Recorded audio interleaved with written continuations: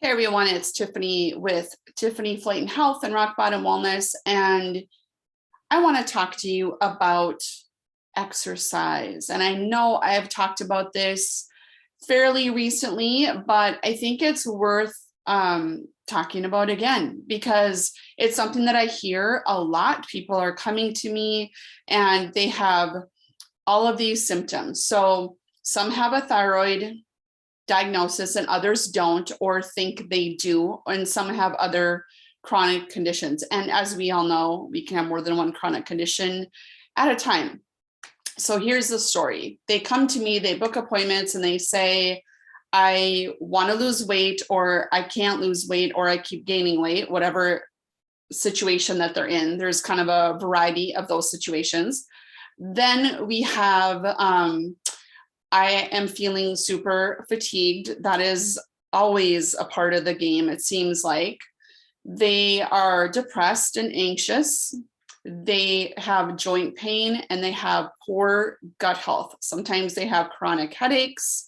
Sometimes they have numbness in their hands and their feet. They have a lot of inflammation that they can feel. Their shoes are tight, their rings are tight, their watches don't fit anymore, things like that. Okay, so this is the person we're talking about. And what do they do when they are feeling like they don't have energy, they feel depressed, and they would like to lose weight? They exercise, because we have been told that the remedy to all of those issues is just do some exercise and you'll increase your energy because you'll be bursting with endorphins and you'll burn calories, so you'll lose weight. So it's just a simple thing. All right, so I'm here to talk about the fact that that is not how that works. If you are already optimized with how your thyroid functions, if you are on medications for it and everything is good and balanced, if you are eating a fairly good whole foods type of diet, then maybe this doesn't apply to you. That's just not who I see. Okay, that's not probably most of the United States, if we're honest about how our country goes with nutrition and deals with health, and our whole system is a little bit backwards, in my opinion. So we need to get back to basics with some things. All right, so I love exercise. I've exercised my whole entire life. I love the regimen of it. I love a plan. I love the fact that you exercise in sets and it can be in numbers of 10, 12, and 15. I like all the sort of rules around that. I really, really like that. That's that type A part of me. I love how it makes me feel. I love how my body responds to exercise when you're doing it right. There are times where it doesn't feel like I want to do it, or it's hard to fit into my schedule, or I just, maybe I'm too tired, or maybe I'm sore from the day before, or whatever it might be. And there are parts about it that I don't like sometimes when you're in the moment doing it. But overall, I do love exercise, and it has gotten me into trouble in my life over the years. So before I knew what it was like to be imbalanced with my condition, and for me, it was a thyroid condition, that was when I thought that I was just probably lazy, or that I lacked motivation, or whatever it might be, all the things that I told myself. I thought that if I just exercised more, and if I did more and more intensity, more weight, more classes, more days, more time, that I would have the energy that I was dying to have. That was the one thing that I could not handle, not getting enough sleep, or not feeling like a normal person, even in my 20s. I thought it would help me lose weight. And at the time, I didn't even really need to lose weight. I just thought that was something I should do because everybody else did it. They exercised, they lost weight. It would help burn calories. If I wasn't eating properly, then it would just, take care of it because I'd work out. And if you're in college and you're eating not so great on the weekends or whatever, or just not eating that great in general, you can just fix it up by working out. Those are all the thoughts and the mentality around exercise. And I actually, and I know a lot of other people that I work with, they use it as sort of a punitive thing. So you eat poorly or you eat too much. So then you go and you exercise and you think that that's going to balance all of that out.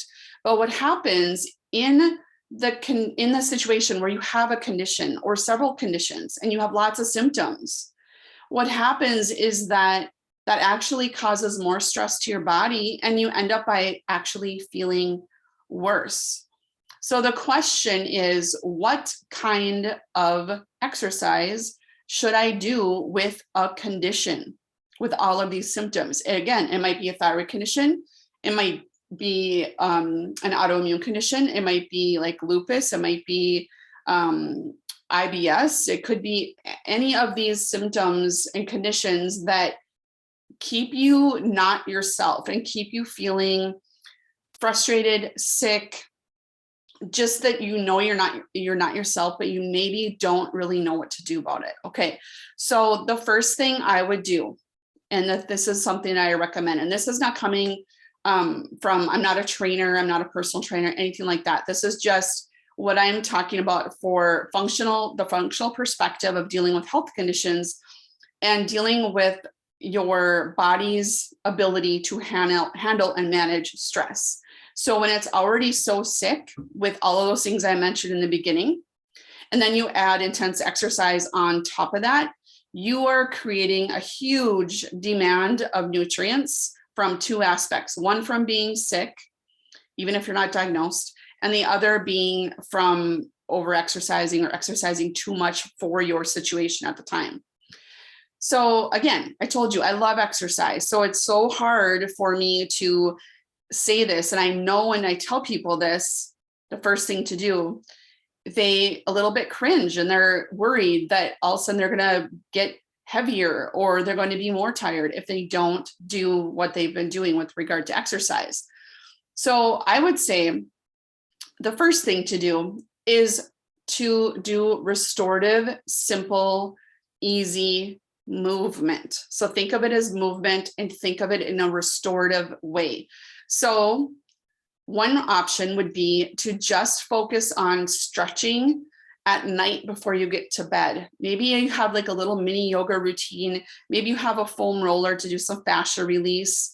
Do things like that before you go to bed, so that it can kind of bring you down and calm you down so that you can have a nice restorative night's sleep. That's the other part of this that we're not going to go into today.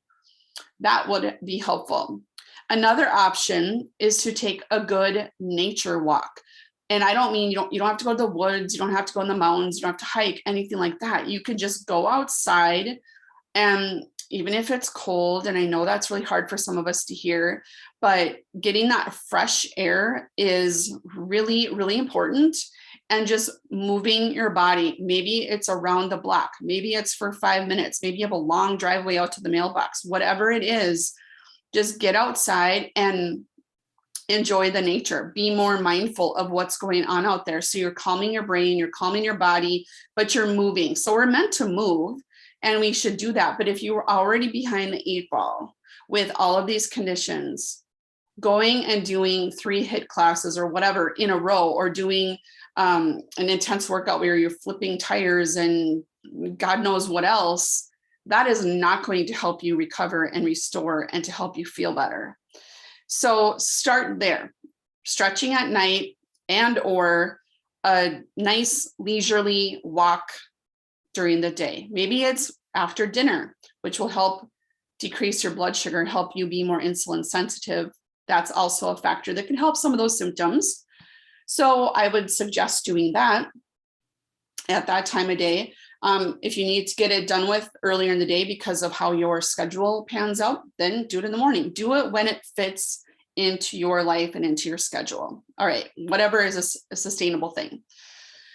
Then the next thing I would do when you start to get a little bit better and you start to become a little bit more restored, your body starts to feel a little bit less stressed. Maybe you have a little more energy. Maybe you don't feel quite as sore. Maybe your joints feel better.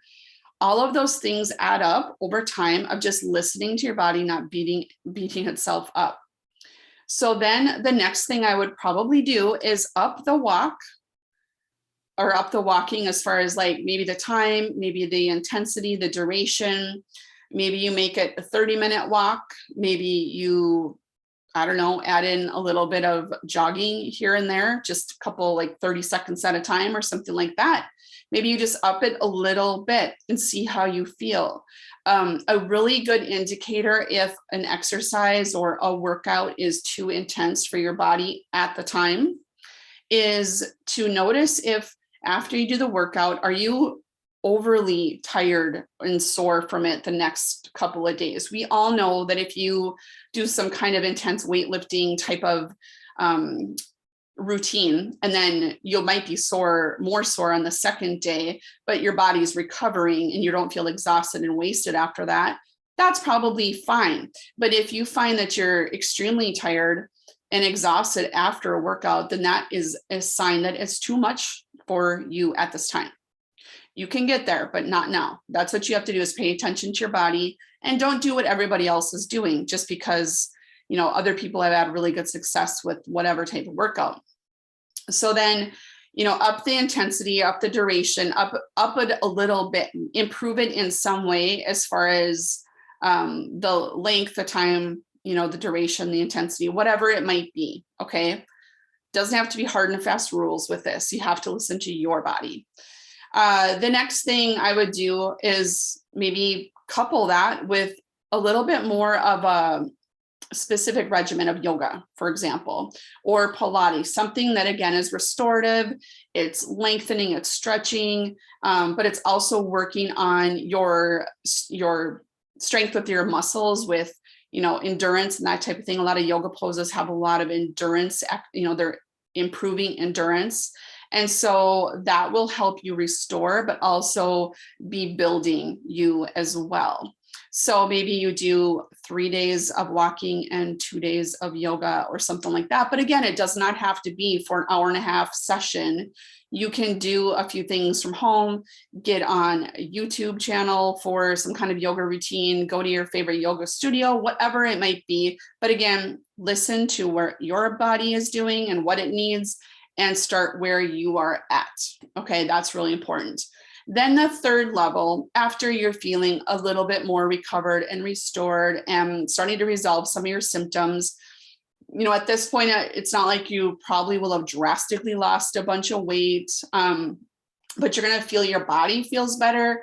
You're going to be sleeping better. You're going to be less stressed. You're going to have lower anxiety. All of these things will start to sort of snowball and build on each other. So that's really important for moving you out of, you know, the place that you're at where you're just constantly feeling like you're stuck and that you can't move forward with life and your job or whatever it is that keeps you down. And it's just so frustrating. Okay. So the next level is strength training. Okay. So doing very specific strength training. And I would suggest working so that you can do 3 sessions a week, where it's maybe full body, or maybe you do upper body and lower body, and then 1 day of full body, something like that. However, again, it works for you. I'm not, you know, giving you training advice or anything like that. I'm just giving you examples of places to start. You probably know someone, you probably have some kind of gym membership, or maybe you have a exercise subscription service, something like that, Peloton or whatever. They have great options for strength training. So again, you can do a 15-minute strength, you can do an hour strength. It doesn't really matter. Just work to be able to do 2 or 3 strength training or resistance training per week, because especially for women, that's good for keeping and building your muscle mass and keeping your body composition in check. And that is really, really good for our female hormones. It's really good for our thyroid hormones. It's really good for growth hormone, which we just lose as we age. We lose growth hormone, and that helps a lot with restoring and helping your muscles recover and things like that. There's all different kinds of things we could talk about with that, but that is something that's really, really important to do. And then, you know, eventually I would say step 4 then would be to maybe add some, interval training where you are getting your heart rate up for short bursts of time and then bringing it back down so that your heart can recover from those intense bursts. But that, along with strength training, is going to change your body composition. It's going to change your ability to handle stress. It's going to help normalize your thyroid hormones, your hormone balance for especially the female hormones, helps with testosterone building. A lot of women are low in testosterone, so that's important. So there's all kinds of things that you can do. But the hardest thing I learned from people working with people, and this was for myself, is to learn to back off. Signs that you're doing too much are, again, that over fatigued for days after a workout. And what I haven't listened to several times in my life, very, very slow learner when it comes to this, is that my back goes out to the point where I am incapacitated. There have been times where I am not able to get out of bed because my back is out. Or if I do, it takes a miracle to get me out of my bed and even to be able to bend over and brush my teeth. That's how bad it has been over the years. And I finally figured it out after way too long that I was doing too much and my body was trying to wake me up. And I had signs for probably 2 months before. And then finally, it just took me out to where I start over from scratch. And that is the most frustrating place to be.